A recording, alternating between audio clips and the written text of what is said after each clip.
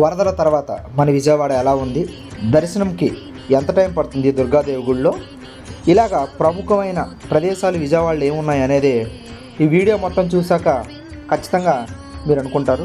Subscribe కూడా చేస్తారని కోరుకుంటున్నాను. మొదటగా విజయవాడ దుర్గమ్మ గుడికి దర్శనం 1.5 నుంచి 2 గంటల టైం పడుతుందండి. అంటే లైన్ అనేది ఫ్లోలో వెళ్ళిపోతుంది. మినిమము 1 అవర్ అనేది పడుతుంది, మ్యాక్సిమం 2 అవర్స్ పడుతుందండి.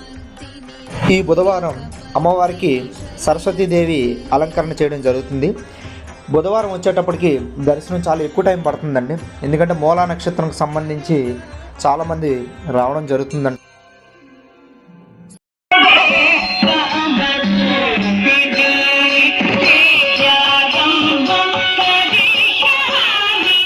విజయవాడలో ప్రతి ఏరియాలో ఇలా దుర్గమ్మను పెట్టడం, మంచిగా దుర్గాదేవి నవరాత్రుల్ని జరపడం జరుగుతుంది. ఇలా లైటింగ్స్ అని మన వినాయక చవితికి ఎలా పెడతామో అలాగేనండి విజయవాడ మొత్తం ప్రతి ఏరియాలో కూడా దుర్గాదేవిని పెట్టడం జరుగుతుంది. నవరాత్రుల్ని చాలా గొప్పగా జరపడం జరుగుతుంది.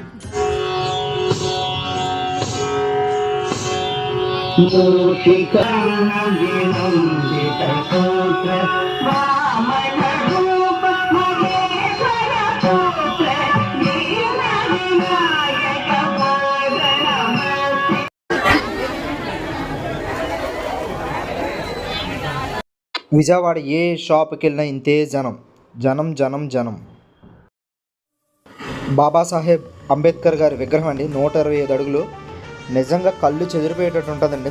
విజయవాడ వెళ్ళిన ప్రతి ఒక్కరు కూడా బందర్ రోడ్లోనే ఉంటుంది. మనం రైల్వే స్టేషన్ బస్ స్టాండ్ నుంచి వెళ్ళేటప్పుడు బెంజ్ సర్కిల్ వైపు రోడ్డు పక్కనే ఉంటుంది. నిజంగా చెప్తున్నా, విజయవాడ వెళ్ళిన ప్రతి ఒక్కరు కూడా ఈ ప్లేస్ని విజిట్ చేయండి. ఈవినింగ్ కూడా తీస్తారు. ఈవినింగ్ 7 o'clock క్లోజ్ అనుకుంటా, 7 or 7:30కి.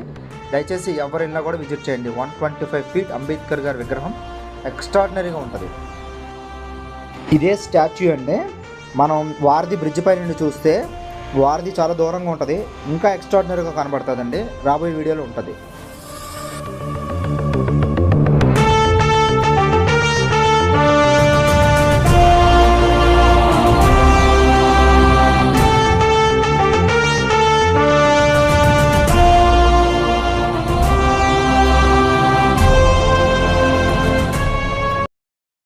ఇదంతా కూడా బందర్ రోడ్డేనండి.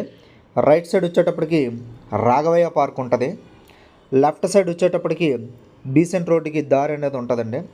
ఇంకొద్ది ముందుకు వెళ్తే మనకి వంగవీటి రంగా గారి విగ్రహం ఉంటుంది.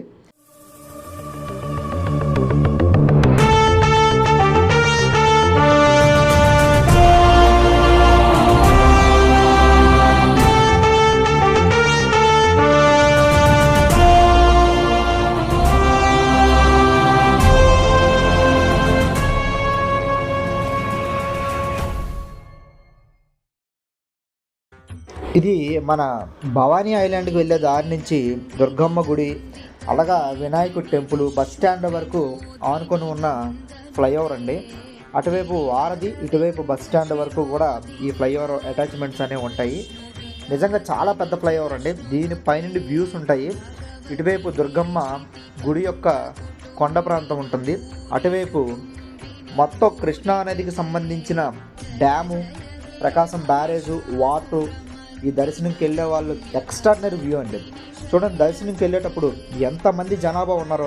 కింద నుంచే వినాయకుడి గుడి నుంచే స్టార్ట్ అవుతుంది లైన్ అనేది.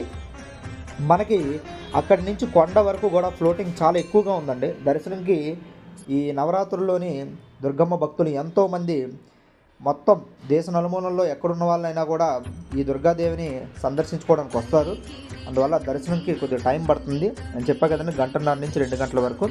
దయచేసి దుర్గమ్మ దర్శనంకి వచ్చిన వాళ్ళందరికీ కూడా శుభం జరగాలని కోరుకుంటున్నానండి. అలాగే కృష్ణమ్మని దర్శించండి. అక్కడ స్నానం చేసిన తర్వాత దుర్గమ్మ గుడికి వెళ్తే చాలా పుణ్యం వస్తుందండి. చూడండి ఎంతమంది జనసందోహమో దుర్గమ్మ గుడి దగ్గర. ఎంట్రీ ఒకవైపు నుంచి అండి, ఎగ్జిట్ ఇంకో వైపు నుంచి. వ్యూ మాత్రం అదిరిపోద్దండి. ఆ ఫ్లైఓవర్ పై నుంచి వెళ్ళేటప్పుడు ప్రతి ఒక్కరు కూడా వ్యూని ఎంజాయ్ చేస్తారని కోరుకుంటున్నాను. విజయవాడకు సంబంధించి వరదల తర్వాత చాలా నీట్గా తయారైపోయిందండి. ప్రతి ఏరియా మ్యాక్సిమం టచ్ చేశాను. బుడమేరు, సింగనగరు, కండ్రింగి ఈ ఏరియాలన్నీ కూడా తిరిగామండి. అన్ని ఏరియాలో కూడా బాగానే ఉందండి. బాగానే రికవర్ అయిపోయింది. చూడండి వ్యూ అనేది ప్రకాశం బ్యారేజ్ ఎక్స్ట్రాడినరీగా ఉంటుంది.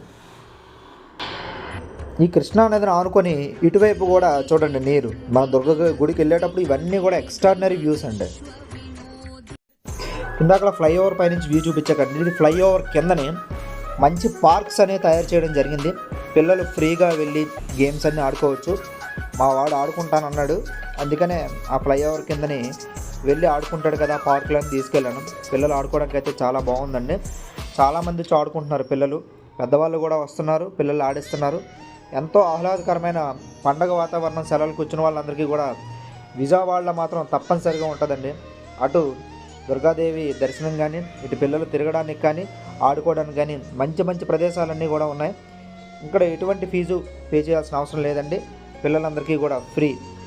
చూడండి ఎంతమంది తల్లిదండ్రులు వస్తూనే ఉంటున్నారు. ఫ్లైఓవర్ కిందను కూడా ఇలా పార్క్ లాగా యూటిలైజ్ చేసుకోవడం అనేది సిటీల్లో చాలా గ్రేట్ థింగ్ అండి. చాలా బాగా ఆడుకుంటున్నారు పిల్లలందరూ కూడా.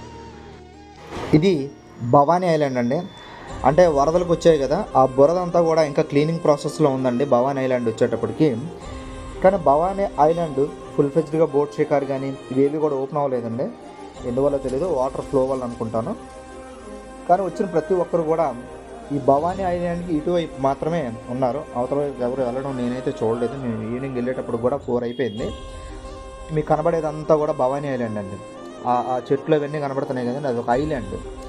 అక్కడికి వెళ్తే మంచి టూరిజం స్పాట్ ఉంటుంది. ఆడుకోవడానికి ఫుడ్, రెస్టారెంట్స్ అన్నీ ఉంటాయి. చాలా బాగుంటుంది. విజయవాడ వచ్చిన వాళ్ళందరూ ఈ బోట్పై వెళ్ళి ఎంజాయ్ చేస్తూ ఉంటారు.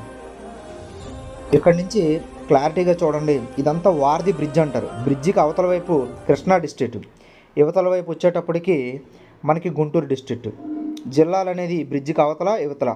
ఓకేనండి. అలా చూడండి అంబేద్కర్ స్టాట్యూ ఎంత బాగా కనబడుతుందో. చాలా దూరం ఉంటుంది కానీ ఎక్స్ట్రాడినరీగా కనబడుతుంది. మీకు పెద్ద వాల్ కనబడుతుంది కదండి. మొన్న వరదలు వచ్చేటప్పుడు చాలా న్యూస్ ఛానల్ వాళ్ళు డిస్కస్ చేసింది రిటర్నింగ్ వాల్ అన్నారు కదా, అదేనండి వాల్. వరదల నుంచి కాపాడింది మమ్మల్ని రిటర్నింగ్ వాల్ అన్నారు కదా, అదేనండి. నిజంగా ఆ రిటర్నింగ్ వాల్ వల్ల కృష్ణలంక కింద ఆటో నగరు చాలా ఉన్నాయండి. అవన్నీ కూడా మునిగిపోకుండా ఎంతో సహకరించిందండి. అలాగే బ్రిడ్జి యువతల గుంటూరు జిల్లాకు వచ్చామండి. అవతల కృష్ణా జిల్లా, ఇటువైపు వచ్చేటప్పటికి గుంటూరు డిస్ట్రిక్ట్ కదండి.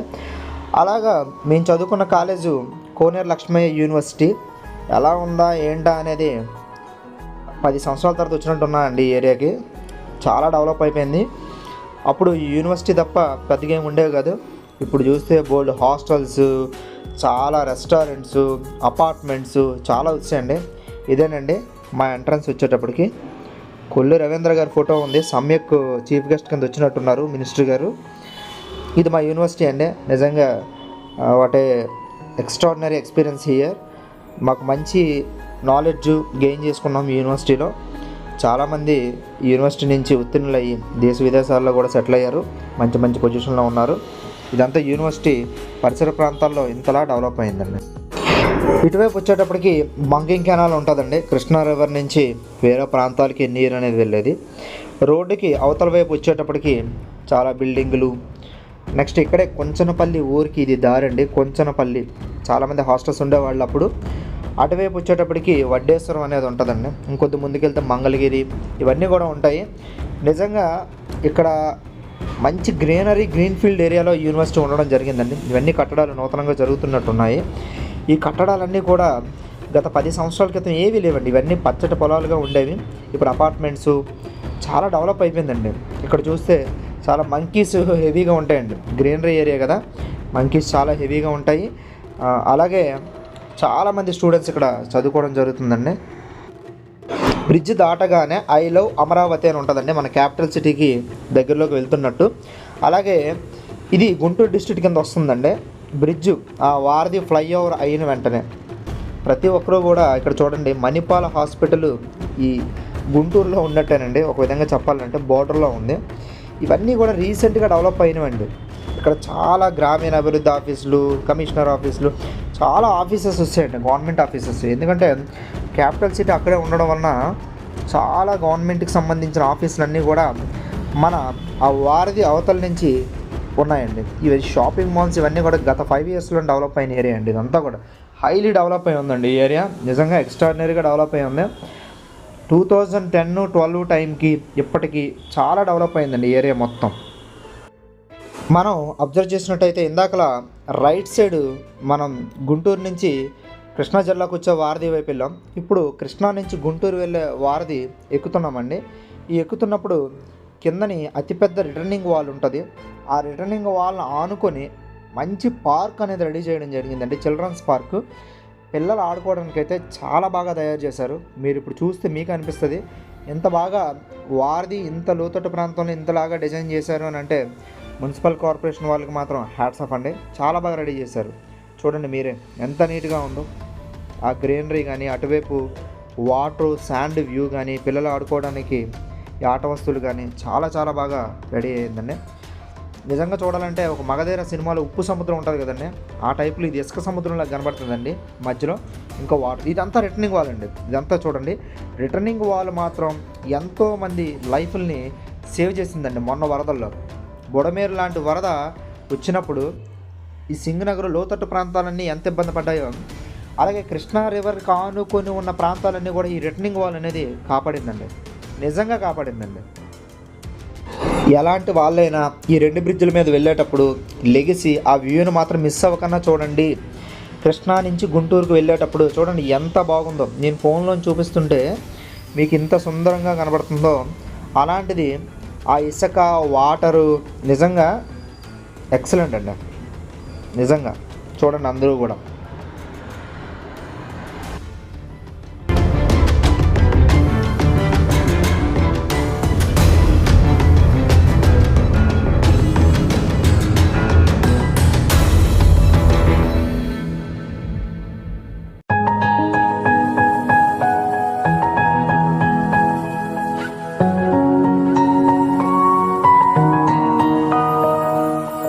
ఇది అలంకార్ సెంటర్ అండి. చాలా ఫేమస్. మంచి థియేటర్ ఉంటుంది, ఫుడ్ కోర్ట్ ఉంటాయి, అన్నీ ఉంటాయి చుట్టుపక్కల. ఇవి హోటల్ ఐలాపురం దగ్గర షీల్డ్స్ అన్నీ అమ్ముతారు కదండి గేమ్స్లోని, అవన్నీ అమ్మేది హోటల్ ఐలాపురం కిందనే ఉంటాయి ఇవన్నీ కూడా. ఇది విజయవాడ సెంట్రల్ నియోజకవర్గంలో BRTS రోడ్ ఫుడ్ కోర్ట్ అండి. ఈవినింగ్ 6:30కి స్టార్ట్ అవుతుంది. నైట్ 11 o'clock ఉంటుంది. 11:30 కల్లా క్లోజ్ అయిపోద్ది. ఒక్కొక్క బండికి 250 నుంచి 300 రూపాయల వరకు వాటరు, పవరు అన్నీ కలిపి ఛార్జ్ చేస్తారు. రోజు పెట్టుకుంటారండి. ఇక్కడ దొరకని ఫుడ్ ఉండదండి. నిజంగా మీరు వెయిట్ అనేది లాస్ అవుదాం అనుకుంటే ఈ ఏరియాకి వెళ్ళొద్దు. ఎందుకంటే ఇక్కడికి వెళ్ళాక ఖచ్చితంగా మనకి ఏదో ఒకటి తినాలనిపిస్తుంది, తింటాము. ఐస్ క్రీమ్సే కాదు, బిర్యానీ కాదు, రోటీసే కాదు, లాలీపాప్సే కాదు, veg, non veg, fruit salads అన్నీ అండి. ఇక్కడ దొరకందంటూ ఉండదు. నాకు తెలిసి లీస్ట్లోని ఇక్కడ ఒక 40 నుంచి 50 బళ్ళు వరకు ఉంటాయి. ప్రతి బండిలో కూడా స్పెషల్ ఉంటుందండి. నిజంగా చాలా బాగుంటుంది ఫుడ్ కూడా. ఇది రాజీవ్ గాంధీ పార్క్లో కిడ్స్ ప్లే జోన్ అండి. చాలా బాగుంటుంది. ఎంట్రన్స్ టికెట్ 130 రూపాయలు తీసుకుంటున్నాడు. బట్ రాజీవ్ గాంధీ పార్క్ లోపలికి వెళ్ళేదైతే 20 రూపీస్ అనుకుంటా. బట్ లోపల కిడ్స్ జోను, ప్లే జోను ఇవన్నీ చాలా ఉన్నాయండి. పిల్లలు ఆడుకోవడానికి అయితే మాత్రం చాలా మల్టిపుల్ పార్క్స్ కానీ, మల్టిపుల్ కిడ్స్ జోన్ కానీ ఇవన్నీ ఉన్నాయి. పిల్లలతో ఎవరైనా విజయవాడ వెళ్తే దుర్గమ్మ దర్శనం అయిపోయాక ఇవన్నీ కూడా విజిట్ చేయండి. నిజంగా ట్రైన్కి ఇంకా వెళ్ళడానికి టైం ఉందని అనుకుంటే రాజీవ్ గాంధీ పార్కు గుడి మీరు ఎక్కడైతే స్టార్ట్ అవుతున్నారో ఆ దగ్గరలోనే అండి. జస్ట్ వాక్బుల్ ఒక 10 అడుగులు వినాయకుడి గుడి నుంచి లెఫ్ట్ సైడ్కి వెళ్తే మనకి ఈ పార్క్ అనేది ఉంటుందండి. పిల్లలు ఆడుకోవడానికి బెలూను ఇవన్నీ అండి చాలా ఉన్నాయి. మల్టిపుల్ పిల్లలు ఆడుకోవడానికి ఉన్నాయి. పిల్లలు బాగా ఎంజాయ్ చేస్తారు. దయచేసి ఈ పార్క్స్కి పిల్లలు ఎక్కువగా తిప్పడం వల్ల ఏం జరుగుతుందంటే మానసికంగా, శారీరకంగా ఎంతో ఉత్సాహంగా, ఉల్లాసంగా ఉంటారండి. పుస్తకాలు చదువు అనే ఈ ప్రపంచంలో నుంచి మంచి ప్రపంచంలోకి సెలవుల్లో తీసుకెళ్ళండి తల్లిదండ్రులు. అలాగే రాజీవ్ గాంధీ పార్క్ అనేది చాలా పెద్దదండి. అందువల్ల ట్రైన్ కూడా ఉంది. చుట్టూ ట్రైన్ ఎక్కితే అన్నీ కూడా చూపిస్తుంది. ఈ ట్రైన్ ట్రాక్ మీద మనల్ని అందరినీ కూడా తీసుకువెళ్తారు, చుట్టూ తిప్పుతారు. ఈ రాజీవ్ గాంధీ పార్క్లో డిఫరెంట్వి పిల్లలు ఆడుకోవడానికి కానీ, లేదా ఫ్రెండ్స్ ఈవినింగ్ వచ్చి కూర్చోవడానికి కానీ, లేదా కొలీగ్స్ కానీ, లేకపోతే ఫ్యామిలీ మెంబర్స్ ఈవినింగ్ నీట్గా స్పెండ్ చేయడానికి జెయింట్ వీల్స్ కానీ ఇవన్నీ ఉన్నాయండి. నిజంగా చాలా బాగా తయారు చేశారు.